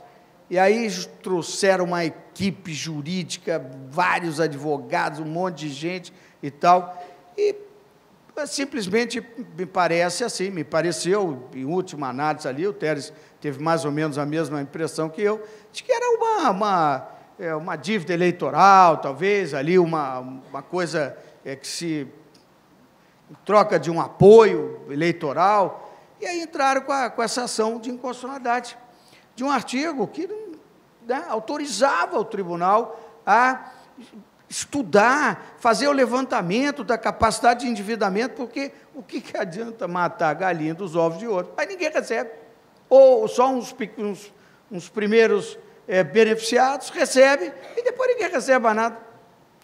Então, nós sempre tivemos essa preocupação e trouxemos também essa mentalidade de que esses PEPs sejam utilizados por essas entidades, inclusive clubes, dentro dessa concepção, dessa ideia de um regime concentrado de execução, com uma série de exigências. Não se está simplesmente chancelando irresponsabilidades. Esse foi um trabalho desenvolvido porque tem uma grande experiência em área de execução, de concentração, de execuções, e quem vive a realidade e pode opinar em cima do que vê no dia a dia. Então, nós estamos tentando interpretar essa realidade para trazer para vocês um provimento, uma atualização dessa parte de execução Ela foi atualizada em 2000, ela foi pelo Renato e pelo Lélio, né? Então, seria uma terceira atualização. E outra coisa, e também para ir acabando aqui, quando eles me perguntam se os atletas têm espaço na consolidação das leis do trabalho, eu sempre digo que não. Sempre digo que não. A doutora Mariju, uma vez, até assim se indignou e disse: não, mas nós temos que, talvez, então, fazer uma CLT diferenciada e tal. Nós temos a lei de regência do atleta e de tudo que diz respeito ao desporto, é a Lei 9.615. Esses provimentos, por exemplo, sobre o qual eu estou falando, isso são caminhos que a gente vai encontrando, mas com o único propósito de dar vida aos problemas que surgem a partir da Lei 9.615. Então, como assim, eu nunca entendi que nós precisássemos de auxílio de qualquer regra que estivesse na consolidação das leis do trabalho para examinar as questões atinentes aos atletas. Então, com essas duas novidades, que possivelmente devem vir aí para a semana, né? Então, este provimento trará a possibilidade da utilização do PEPT também, com toda essa robustez aí do regime de concentração, né? Nós temos, a Justiça do Trabalho pratica atos de concentração há muitos anos. A nossa academia, inclusive, já colaborou com o Tribunal Regional do Trabalho da primeira região na elaboração, em parceria, de vários atos que socorreram vários clubes de futebol. Hoje, numa informação que eu tive há bem pouco tempo, fui procurado pelo pessoal do Profut, da Apfut, e que eles me levaram um quadro absolutamente assustador, que o futebol brasileiro está totalmente falido, com 2 clubes com as suas dívidas equacionadas. 2 clubes apenas com as suas dívidas equacionadas, que é o Palmeiras e o Flamengo. Então, esse tipo de atitude é sempre dentro desse contexto e nesse espírito de tentar fazer com que seja pior do que ninguém absolutamente recebeu os seus créditos. E sim, talvez, postergando um pouco nesse pagamento, o tribunal terá o rigor nesta análise para qualquer receita que deva constar, né, ordinária ou extraordinária, o Tribunal Regional terá a inteligência suficiente para entender desse assunto, e este pagamento poderá ser feito em até 6 anos. Parece que essa é a tendência do provimento. E eu acho que com isso a gente resolverá ou tentará resolver esse problema insolúvel dos clubes de futebol. E, sobretudo, a utilização do PEPT com um regime de concentração também, que vai valer a pena.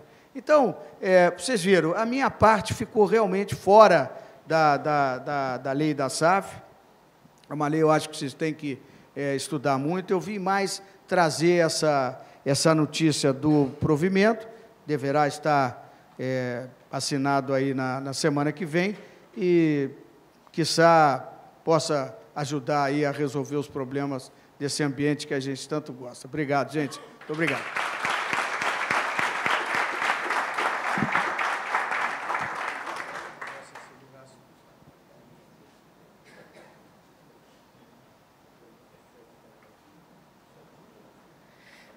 Terence Sveiter, mediador da atividade, é advogado militante junto a tribunais superiores desde o ano de 1994, auditor da Justiça Desportiva Antidopagem e presidente da Academia Nacional de Direito Desportivo.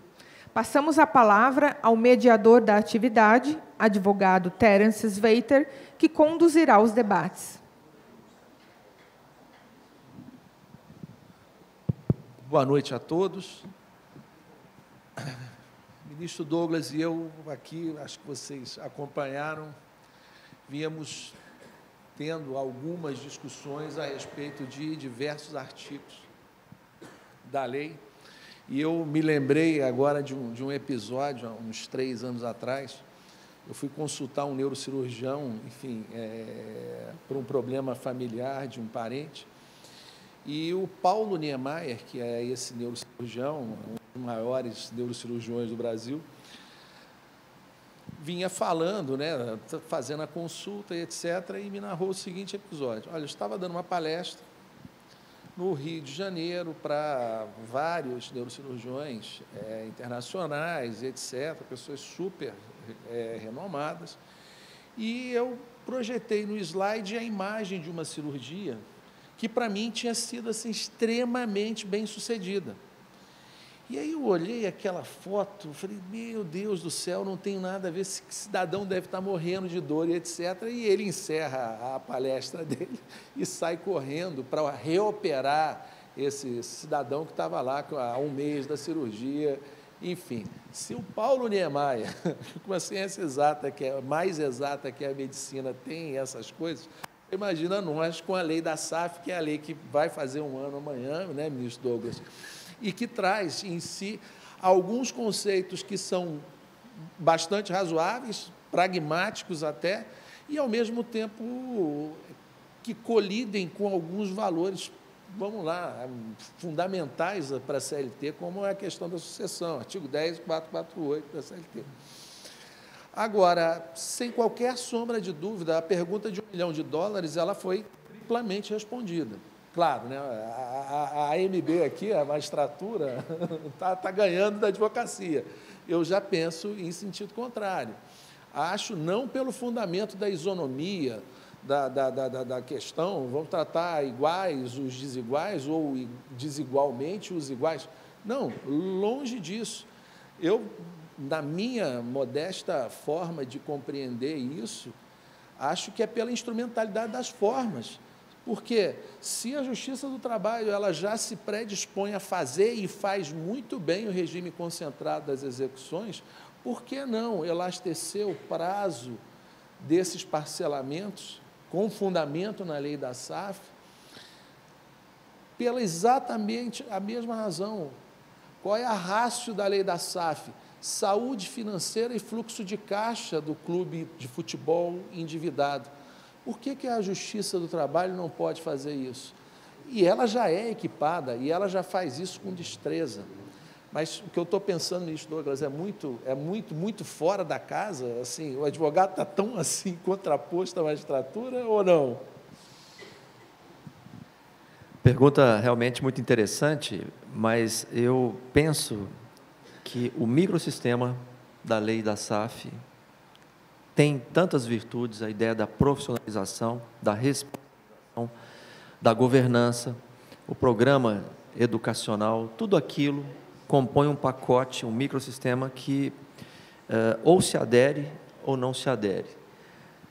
Em relação à dilação de prazo no PEPT, o ministro Guilherme já trouxe aí um estudo, a matéria está sendo examinada, mas é importante lembrar que esses processos são processos estruturais. O caso do juiz Firmino, na 15ª região, é um caso emblemático, eu não conhecia. Esse processo estrutural de reconstrução da instituição, um processo que não se resolve com uma decisão única, com uma sentença, com, enfim, expedição de um mandado para quitação, mas um acompanhamento projetado no tempo da gestão daquela instituição. O processo de falência, de recuperação judicial, são processos estruturais. O PEPT é um processo estrutural. E é por isso que talvez seja interessante pensarmos numa análise caso a caso, porque 5 anos pode ser adequado para uma determinada agremiação, que tem um fluxo de caixa razoável e as dívidas são compatíveis com a quitação em 5 anos. Outra entidade pode precisar de 10, mas tudo muito bem documentado, tudo muito bem construído, auditado. Ao fim e ao cabo, penso que a definição de um prazo objetivo parece muito arriscado. Eu tenho minhas dúvidas diante do que foi falado em relação ao superendividamento. Apenas 2 instituições esportivas estão com as contas saneadas, equacionadas. Seria interessante ter mais acesso a esses dados, porque a definição de prazo depende muito de cada situação concreta. O que seria razoável de apreensão mensal ou de destinação mensal de receitas desses clubes para a quitação dessas dívidas? 70% de todas as receitas, e eu acho que tem que ser todas as receitas.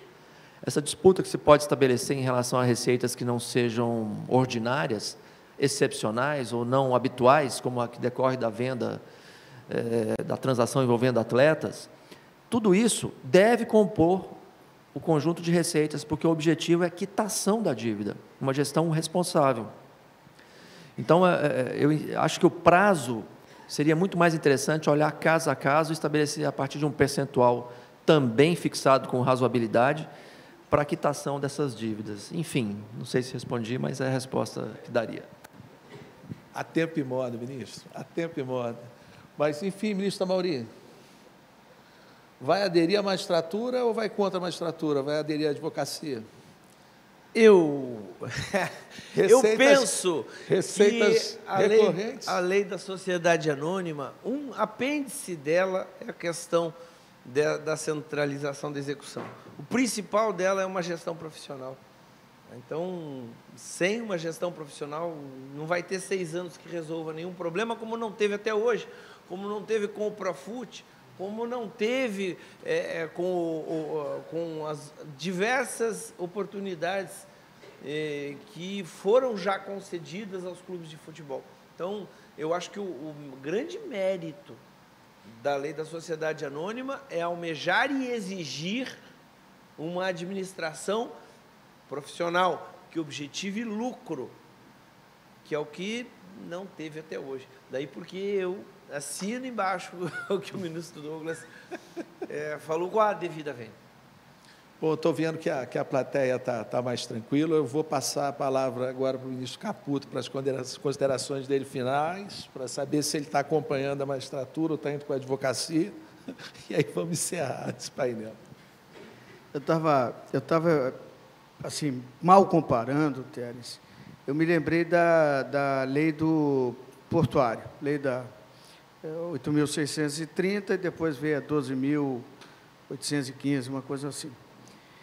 E ali estão as partes, os sindicatos e os operadores portuários estão autorizados a negociar condições de trabalho. E eles negociaram, fizeram negociações coletivas, excluindo o ógimo. Então, e qual foi a decisão do Tribunal Superior do Trabalho?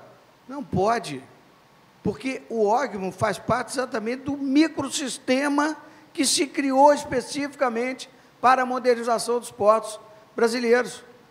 E a participação do ógimo, que é uma criação assim, muito boa, mas que assusta um pouco o juiz do trabalho, porque ele não é empregador, mas ele que paga as contas, ele que roda a folha de salários, enfim, daqueles pagamentos dos trabalhadores avulsos, enfim. Então, eu também acho, Teres, que nós estamos dentro de um microsistema específico, criado com aquele intuito e com aquelas as questões que envolvem, inclusive, a responsabilização de sócio e tal. Se você tira para uma outra situação, vai ficar capenga. Vai ficar capenga. Na hora de cobrar, pode ser que você não tenha os elementos e o armamento que você tem na lei da SAF para responsabilizar aqueles que se transformaram. Mas aguarde o provimento.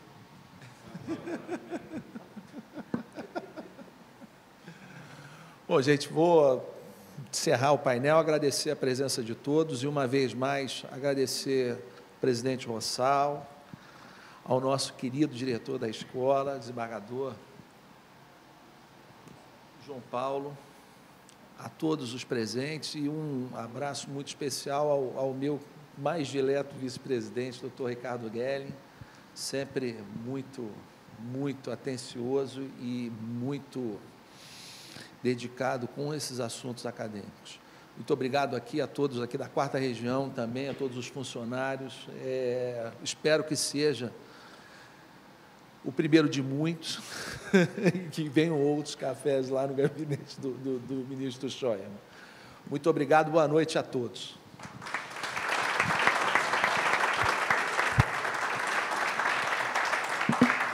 Passamos agora a palavra ao presidente do Tribunal Regional do Trabalho da 4ª Região, desembargador Francisco Rossal de Araújo.